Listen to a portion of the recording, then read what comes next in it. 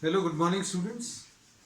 Today in 12th class physics we are continuing our revision on potential, electrostatic potential and capacitance में today we are starting with potential energy of a dipole.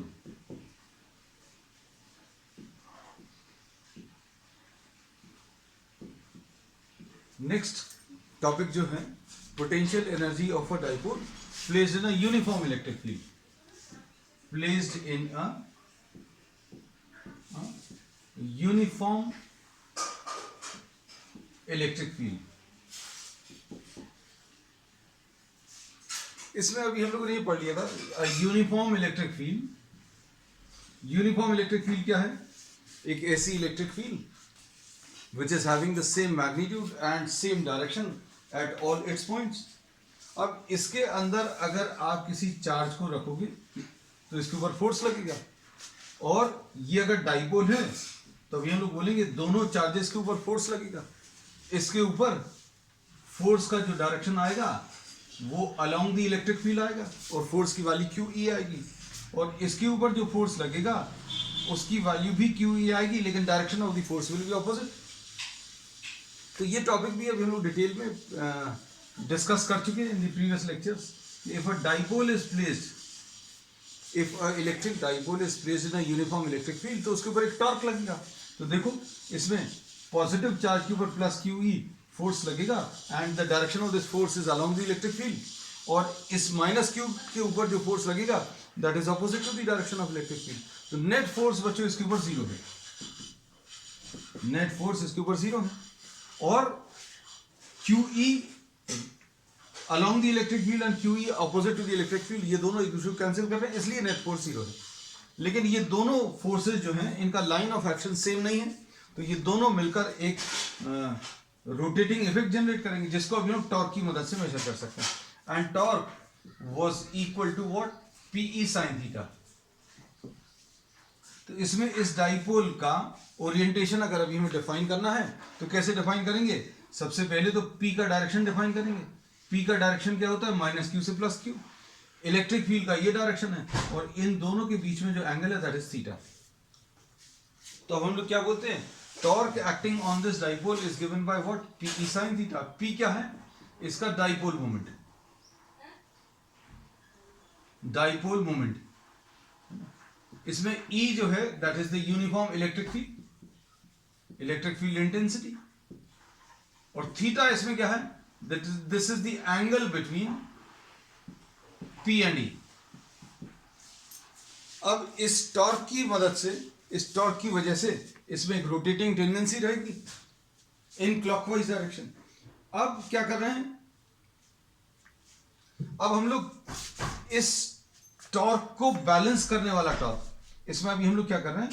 ये torque जो लग रहा है this is trying to rotate this in clockwise direction. मतलब इसकी tendency है कि ये इस डाइपोल को ऐसे कुछ ओरिएंटेशन में लाने की कोशिश करेगा स्टेबल इक्विलिब्रियम कंडीशन में. मतलब डाइपोल मोमेंट को अलोंग द इलेक्ट्रिक फील्ड लाने की कोशिश करता है. So now if you have to rotate this dipole in this electric field, तो अभी हम लोग को वर्क करना पड़ेगा. किसके अगेंस्ट? इस टॉर्क के अगेंस्ट वर्क करना पड़ेगा. अगर आपको इस डाइपोल को ऐसा कुछ अगर घुमाना है तो अभी हम लोग क्या बोलेंगे? ये जो क्लॉकवाइज डायरेक्शन में टॉर्क लग रहा है उसके ऑपोजिट डायरेक्शन में एक डाइपोल लगाना, एक मूवमेंट लगाना पड़ेगा, एक टॉर्क लगाना पड़ेगा. इसमें ये जो डाइपोल है, इस डाइपोल के ऊपर क्लॉकवाइज डायरेक्शन में टॉर्क लग रहा है, और इस क्लॉकवाइज डायरेक्शन में जो टॉर्क लग रहा है उसकी वैल्यू इतनी है. Now suppose if this is to be rotated, अगर आपको इसको रोटेट करके ऐसा कुछ लाना है तो work will be done against this torque. ये जो टॉर्क एक्ट कर रहा है उसके अगेंस्ट वर्क करना पड़ेगा. तो suppose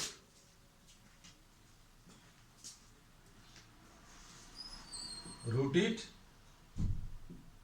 the dipole by a small angle d theta. तो इसमें क्लॉकवाइज डायरेक्शन का टॉर्क पीई साइन थीटा है, और इसको अगर आपको छोटा सा रोटेशन अगर आपको देना है तो आपको इसके अगेंस्ट कुछ वर्क करना पड़ेगा. और ये जो वर्क अभी हम लोग करेंगे वो इस सिस्टम के अंदर स्टोर होगा in the form of energy which will be defined as the potential energy of the dipole. तो अब इसमें पोटेंशियल एनर्जी का कॉन्सेप्ट डाइपोल का क्या है ये समझ लो।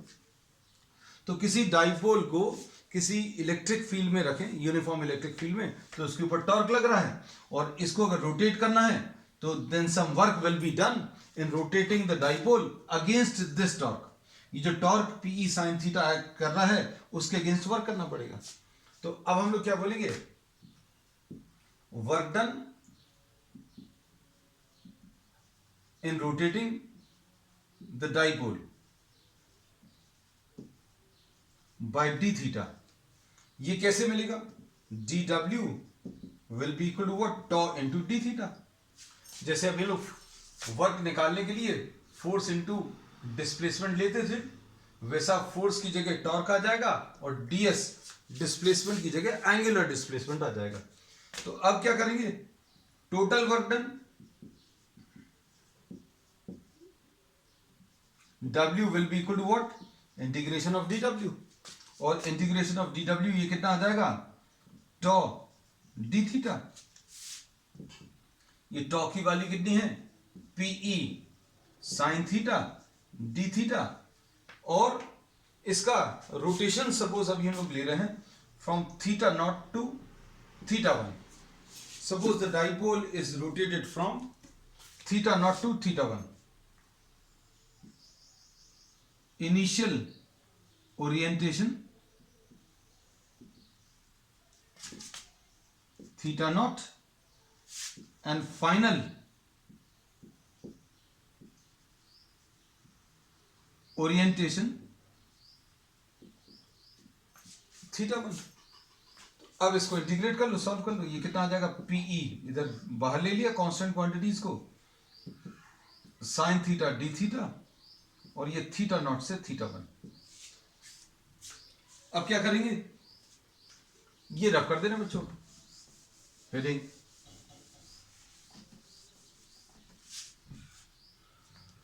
so work done will be equal to PE sin theta का integration will be minus cos theta। कहां से, थीटा नॉट से थीटा वन तक, माइनस साइन को बाहर ले लो, माइनस पीई cos थीटा, पहले अपर वैल्यू और फिर ये लोअर वैल्यू और दोनों को सब्ट्रैक्ट करना, minus pE into cos theta one minus cos theta naught, minus sine से मल्टीप्लाई कर दो, pE into cos theta naught minus cos theta one. तो ये work done in rotating the dipole from initial orientation theta naught to theta one, ये calculate कर लिया, और potential energy का कॉन्सेप्ट भी डिफाइन कर लिया। Work done in rotating the dipole in a uniform electric field will be stored in the system in the form of energy which will be termed as the potential energy of the system, है ना। अब zero potential energy अभी हमें define करना पड़ेगा। तो अब हम लोग क्या करते हैं, अब बहुत सिंपल सा कॉन्सेप्ट लिया,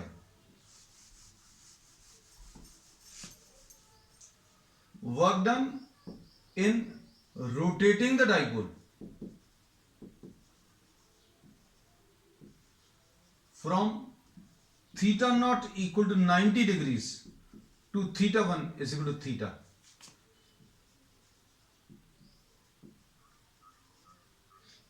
gets stored in the system in the form of potential energy। जो भी वर्क अभी आप करोगे वो एनर्जी के फॉर्म में स्टोर हो जाएगा, which will be termed as the potential energy। अब थीटा नॉट की वैल्यू अभी आप 90 डिग्रीज रख दो, तो potential energy will be equal to work done will be equal to pE into cos 90 minus cos theta, which will be equal to pE into 0 minus cos theta, ये आ गया minus PE cos theta, मतलब ये आ जाएगा minus P dot E. So this is the relation for potential energy of a dipole placed in a uniform electric field। अब हम लोगों ने इलेक्ट्रोस्टैटिक्स में जो जो कॉन्सेप्ट्स पढ़ लिए हैं उन सभी कॉन्सेप्ट्स को थोड़ा सा अभी हम लोग सम अप करेंगे, और इनफैक्ट एनसीईआरटी में भी ये सारे पॉइंट सम अप करके दिए हुए हैं इन a separate topic.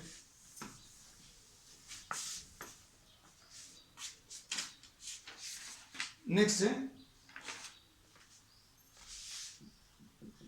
Electrostatics of conductors. इस पूरे चैप्टर में अभी हम लोगों ने जो कंडीशंस ली हैं वो क्या है, चार्जेस एट रेस्ट लिया है। चार्जेस जो हैं इस पूरे चैप्टर में कैसे हैं, रेस्ट पर है। तो इलेक्ट्रोस्टैटिक्स का मतलब समझा दिया। कंडक्टर्स क्या है, कंडक्टर्स ऐसे मटेरियल हैं which allow electricity to pass through them, जिसमें चार्जेस आसानी से फ्लो कर सकते हैं, उनको अभी हम कंडक्टर्स बोलते हैं। तो कंडक्टर्स की खासियत क्या होती है, कंडक्टर्स में चार्जेस इजीली फ्लो करते हैं। तो कौन से वाले चार्जेस फ्लो करते हैं, तो इसमें भी हम लोग बोलते हैं there are very large number of free electrons which are present inside a conductor. किसी कंडक्टर में या मेटल में बहुत सारे फ्री इलेक्ट्रॉन्स होते हैं।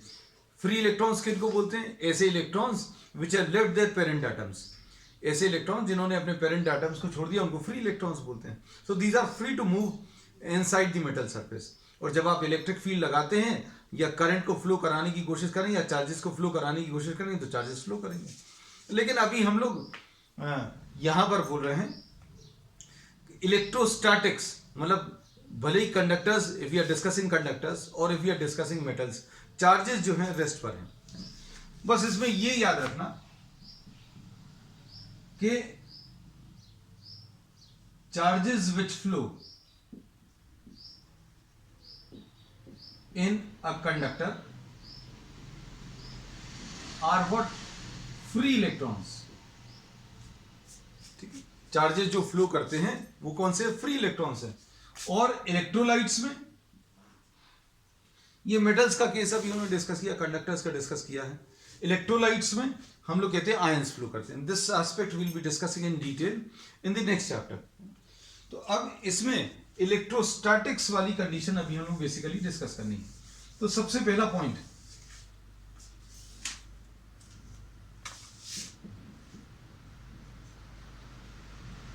इलेक्ट्रिक फील्ड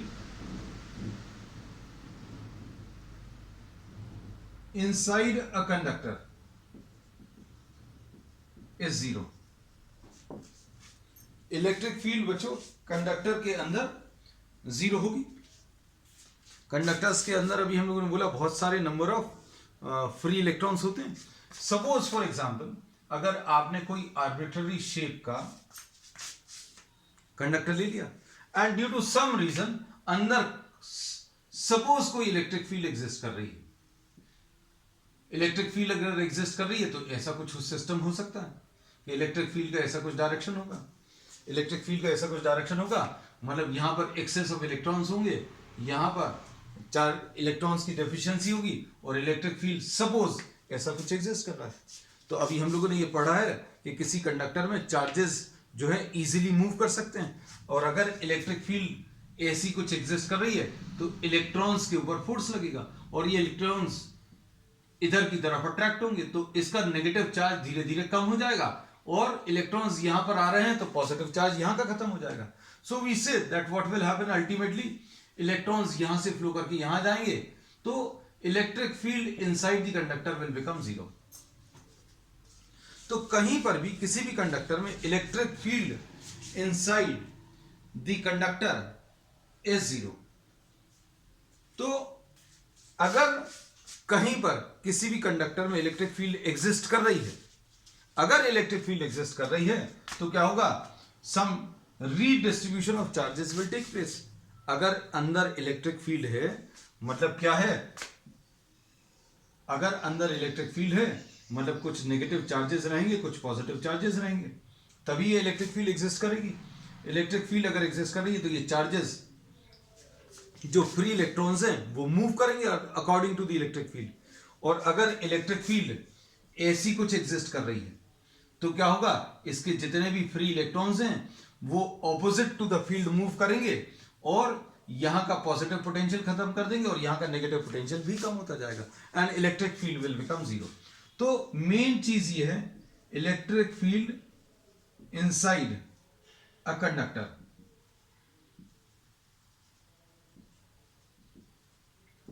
कैसा होता है? जीरो। तो ये बहुत इंपॉर्टेंट प्रॉपर्टी है किसकी? कंडक्टर्स की। ठीक, next property,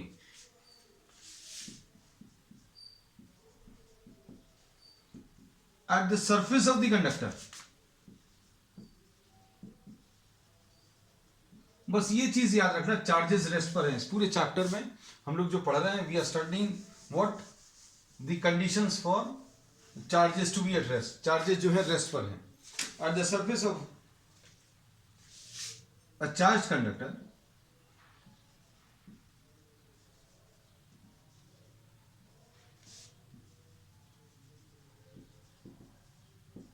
electric field is perpendicular to the surface of the conductor.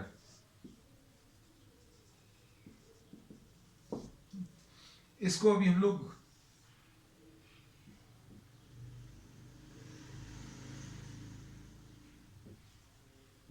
Diagram के फॉर्म्स में भी मार्क करते जा रहे हैं। ये कंडक्टर है, अंदर इलेक्ट्रिक फील्ड जीरो है।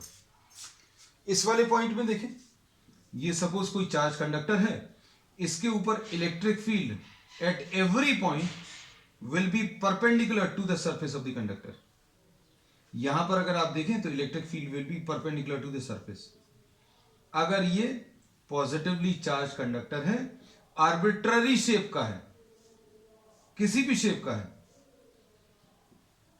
तो क्या बोलेंगे? Electric field will be perpendicular to the surface. At every point electric field will be perpendicular to the surface. ये सेकेंड इंपॉर्टेंट प्रॉपर्टी है कंडक्टर्स की। अब इसको भी अभी हम लोग लॉजिकली जस्टिफाई कर सकते हैं। कैसा? कि सपोज फॉर एग्जांपल, अगर कोई electric field perpendicular to the surface नहीं है, suppose electric field is not perpendicular, तो क्या होगा? इसके दो कंपोनेंट्स आएंगे बच्चों, दो कंपोनेंट्स आएंगे। एक component perpendicular to the surface आएगा और एक अलोंग द सरफेस आएगा। अभी इसको हम लोग कहीं और पर बना ले रहे हैं, यहां पर। Suppose this is the electric field and this is not perpendicular to the surface.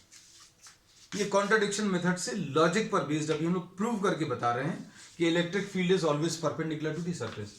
Suppose electric field perpendicular नहीं है। इलेक्ट्रिक फील्ड अगर परपेंडिकुलर नहीं है तो मतलब क्या होगा? इसके दो कंपोनेंट्स आएंगे, एक परपेंडिकुलर कंपोनेंट आएगा, एक अलोंग द सरफेस आएगा। अलोंग द सरफेस को अभी हम लोग टेंजेंशियल कंपोनेंट बोल दे रहे हैं। It is the tangential component. अगर ये टेंजेंशियल कंपोनेंट है इलेक्ट्रिक फील्ड का, तो electric field is acting on the surface of the conductor, along the surface. और अलोंग द सरफेस अगर एक्ट कर रहा है तो कंडक्टर के चार्जेस इस इलेक्ट्रिक फील्ड के हिसाब से मूव करेंगे। और अगर स्टैटिक कंडीशन है, इलेक्ट्रोस्टैटिक्स है, तो चार्जेस मूव नहीं कर सकते, चार्जेस विल नॉट मूव।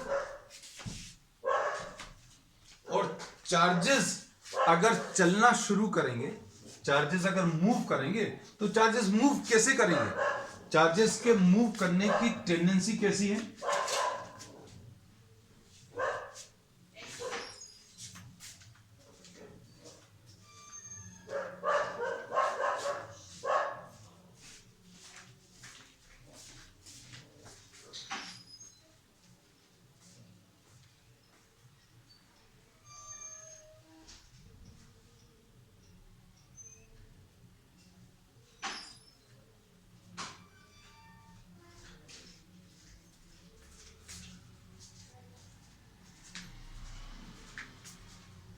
इसमें अभी हम लोगों ने ये बोला, कंडक्टर्स के सरफेस पर या कंडक्टर्स के अंदर कहीं पर अगर इलेक्ट्रिक फील्ड एग्जिस्ट कर रही है तो चार्जेस मूव करेंगे, क्योंकि कंडक्टर में there are large number of free electrons, और ये फ्री इलेक्ट्रॉन्स अगर चलेंगे, this will try to finish off the electric field, ये इसको खत्म करने की कोशिश करेंगे। तो कहने का मतलब ये है कि इलेक्ट्रिक फील्ड अगर सरफेस के अलोंग एक्ट कर रही है, इलेक्ट्रिक फील्ड अगर सरफेस के अलोंग एक्ट कर रही है तो चार्जेस के ऊपर, फ्री चार्जेस के ऊपर फोर्स लगेगा, है ना। और फ्री चार्जेस के ऊपर फोर्स लगेगा मतलब चार्जेस चलेंगे। लेकिन अभी हम लोगों ने कंडीशन क्या कंसीडर की है, वी आर कंसीडरिंग इलेक्ट्रोस्टैटिक्स, मतलब चार्जेस रेस्ट पर है। तो मतलब ये है कि ये जो अजम्पशन अभी हम लोगों ने लिया है कि इलेक्ट्रिक फील्ड परपेंडिकुलर नहीं है सरफेस ऑफ द कंडक्टर की, ये गलत है। That means electric field is always perpendicular to the surface of the conductor. तो ये सेकंड पॉइंट हो गया। तो इसमें अभी हम लोग क्या कह सकते हैं, if electric field is not perpendicular to the surface then it will have a component perpendicular to the surface and along the surface.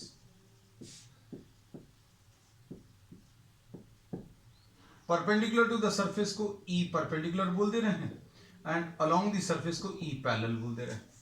अब E parallel के कारण क्या होगा,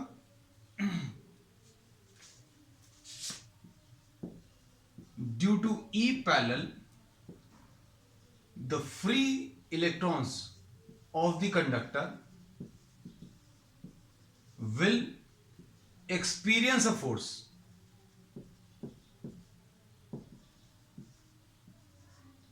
and move। फ्री इलेक्ट्रॉन्स जो हैं एक फोर्स एक्सपीरियंस करेंगे और इलेक्ट्रिक फील्ड के हिसाब से चलेंगे। इलेक्ट्रिक फील्ड के हिसाब से कैसे चलते हैं, अगर इलेक्ट्रिक फील्ड ऐसी है तो इलेक्ट्रॉन्स ऑपोजिट डायरेक्शन मूव करते हैं।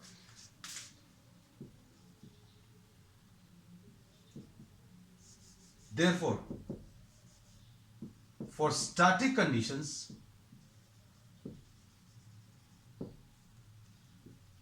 no force should act on the charges. Therefore, E is perpendicular to the surface. तो ये पूरा लॉजिक अभी हमने आपको एक्सप्लेन कर दिया। Next, third point,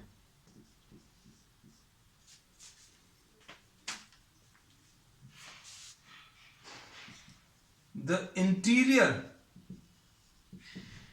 of a conductor, the interior of a conductor can have no excess charge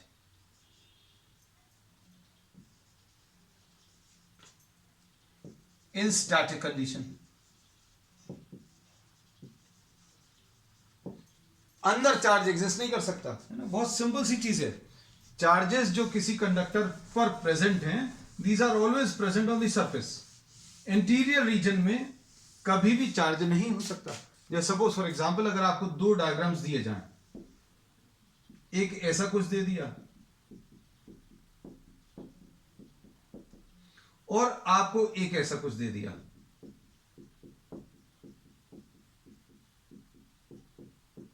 तो ये नॉन कंडक्टिंग ऑब्जेक्ट है।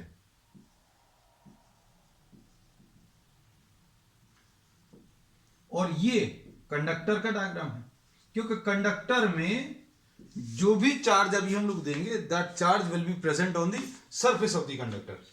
इसको अभी हम लोगों ने क्या लिखा हुआ, the interior of a conductor, अंदर का पोर्शन कहीं पर भी कोई भी चार्ज एग्जिस्ट नहीं करता।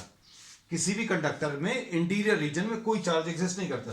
The interior of a conductor can have no excess charge in static condition, मतलब charge is present on the surface of the conductor. ये सिंपल भाषा में,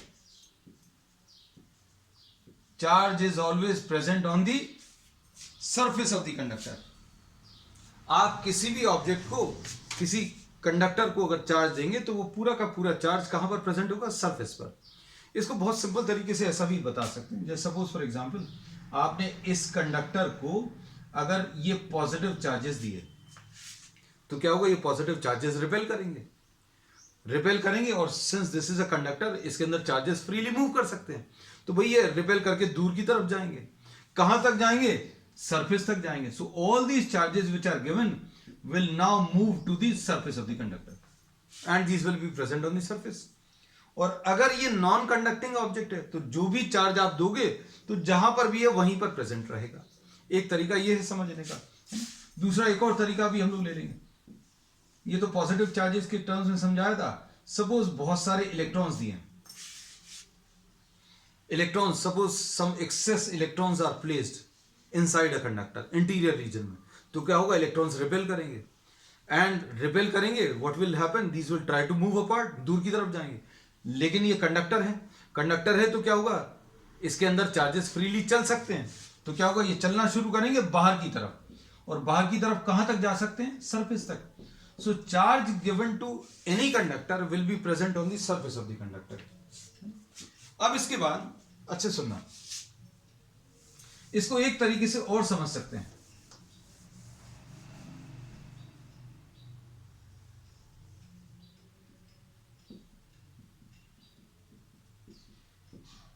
सपोज ये एक चार्ज कंडक्टर है.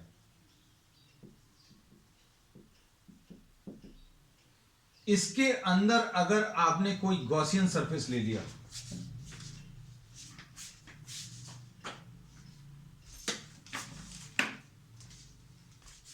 गॉसियन सरफेस बच्चों की हम लोग अलग कलर से ले रहे हैं.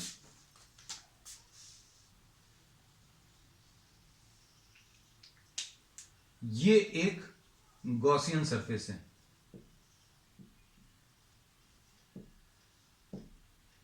इस पॉइंट पर इलेक्ट्रिक फील्ड की वैल्यू 0 है. This is a point which is lying inside the conductor. और ये अभी हमें मालूम है कंडक्टर के अंदर इलेक्ट्रिक फील्ड की वैल्यू 0 होती है. तो इलेक्ट्रिक फील्ड बच्चों 0 है. इलेक्ट्रिक फील्ड अगर 0 है तो किसी भी पॉइंट पर, at any point which is lying inside the conductor, electric field is 0. अब इलेक्ट्रिक फील्ड अगर 0 है, मतलब अभी हम लोग क्या बोल सकते हैं, flux associated with this Gaussian surface, ये भी 0 आएगा. और फ्लक्स अगर 0 आएगा तो फ्लक्स किसके बराबर होता है according to the Gauss law, flux is equal to इस गॉसियन सरफेस के अंदर का net charge divided by epsilon 0. मतलब क्या होगा, अंदर का नेट चार्ज बच्चों कितना, 0 आ जाएगा. तो ये अभी हमने प्रूव करके भी बता दिया कि किसी भी कंडक्टर के अंदर कोई भी चार्ज एग्जिस्ट नहीं कर सकता है ना. एक्सेस चार्ज कभी एग्जिस्ट नहीं करेगा. जो भी चार्ज आप देंगे that will be present on the surface of the conductor. Next,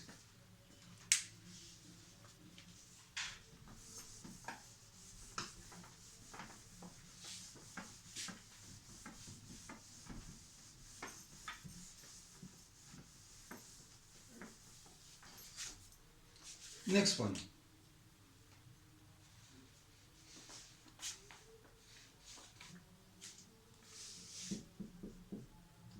electric potential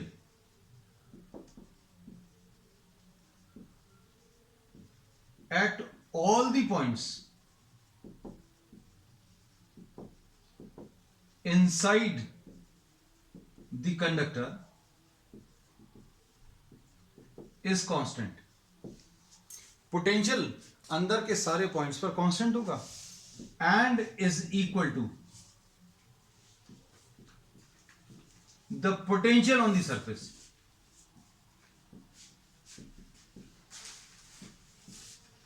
अंदर के सारे पॉइंट्स पर पोटेंशियल कांस्टेंट होगा. और कितना होगा, जितना सरफेस पर है. तो ये भी एक सिंपल सा फैक्ट है. अंदर वाले पॉइंट्स पर E की वैल्यू 0 होती है. और E किसके बराबर होता है बेटा, E is equal to minus dV by dr. ऐसा बोल सकते हैं. इलेक्ट्रिक फील्ड की वैल्यू 0 मतलब minus dV by dr is equal to 0. ये इलेक्ट्रिक फील्ड और पोटेंशियल के बीच का रिलेशन है. इससे क्या मिलेगा बच्चों, dV की वैल्यू 0 मतलब V कैसा रहेगा, कांस्टेंट रहेगा. So potential is constant inside a conductor, है ना. तो हम लोग इसको थोड़ा सा और इलेबोरेट करते हैं. Electric field inside is 0, electric field inside is 0 and E is equal to what, minus dv by dr, electric field की वैल्यू 0 रख दो, तो इससे क्या मिलेगा, dv की वैल्यू 0, मतलब v की वैल्यू कांस्टेंट आएगी। अब इसको फिजिकली भी कॉन्सेप्ट से अभी हम लोग समझ सकते हैं, कैसे वो भी समझो।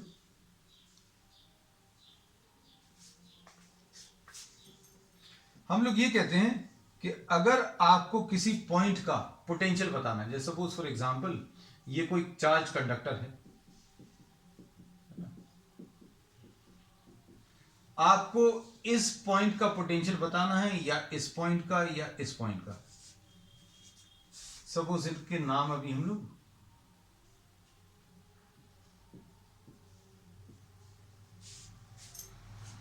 Suppose you have to define potential at point D, तो क्या करोगे, 1 कूलम चार्ज आप डी पॉइंट तक लेकर आए, work done in moving 1 coulomb charge from infinity up to the point D will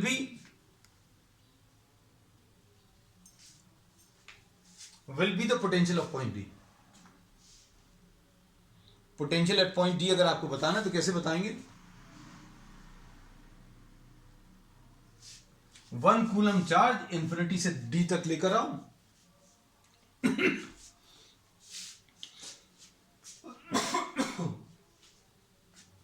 जितना वर्क अभी हम लोग करना पड़ेगा,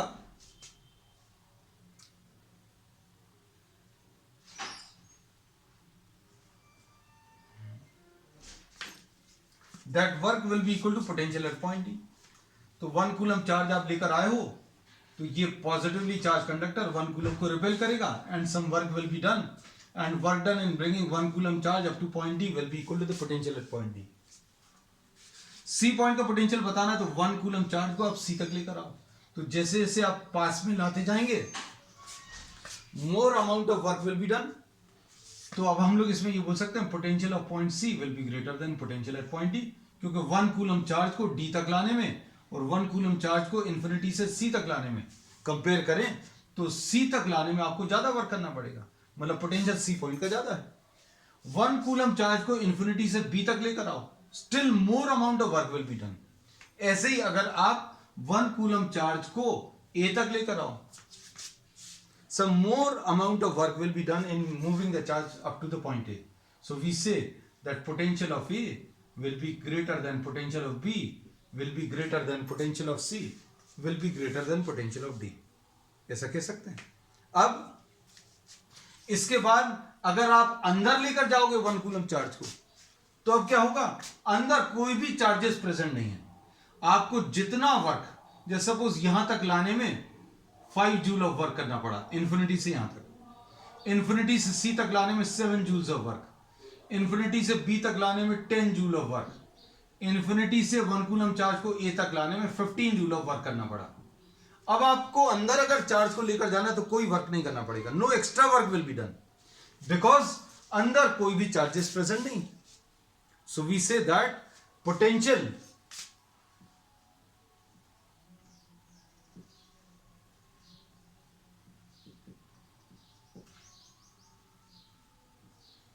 potential at A will be greater than potential at B, will be greater than potential of C, will be greater than potential of D. But potential at A will be equal to potential at G, will be equal to potential at F.